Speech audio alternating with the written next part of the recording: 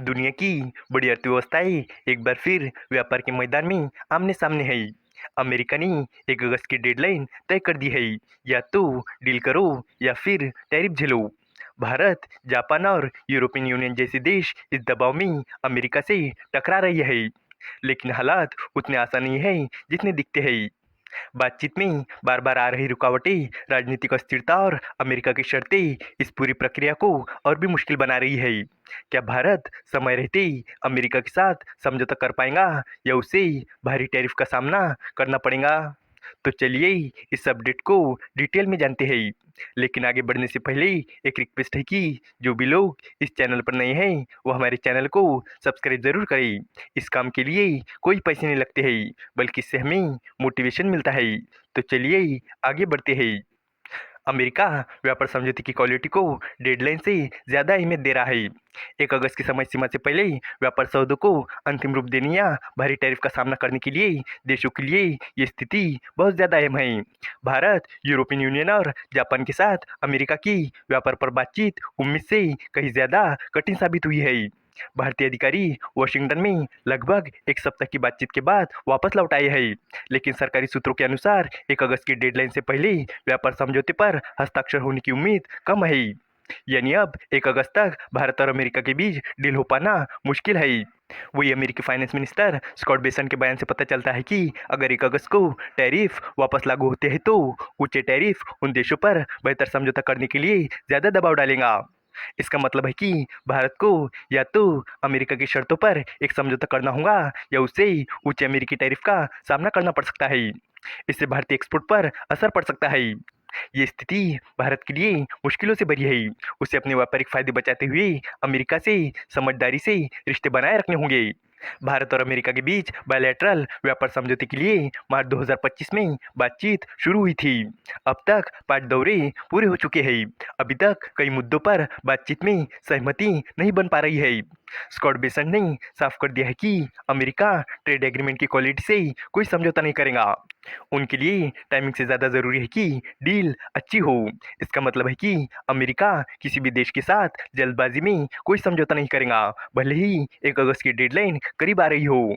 अगर कोई देश अमेरिका के साथ अच्छे से बातचीत कर रहा है तो क्या डेडलाइन बढ़ाई जा सकती है?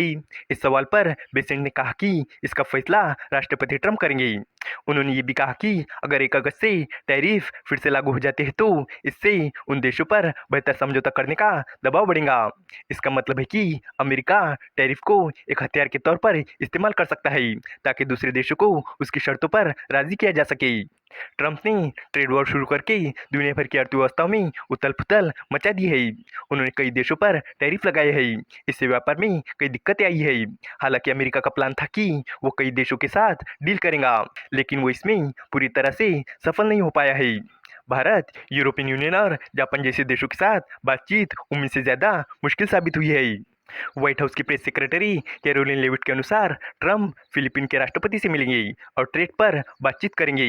इससे पता चलता है कि अमेरिका अभी भी दूसरे देशों के साथ ट्रेड डील करने की कोशिश कर रहा है। लेविट ने यह भी कहा कि अमेरिका जल्द ही कुछ और ट्रेड डील की घोषणा कर सकते हैं या टैरिफ रेट के बारे में देशों को लेटर भेज सकते हैं। यूरोपियन यूनियन के अधिकारी अब अमेरिका के खिलाफ कुछ कदम उठाने पर सोच रहे हैं।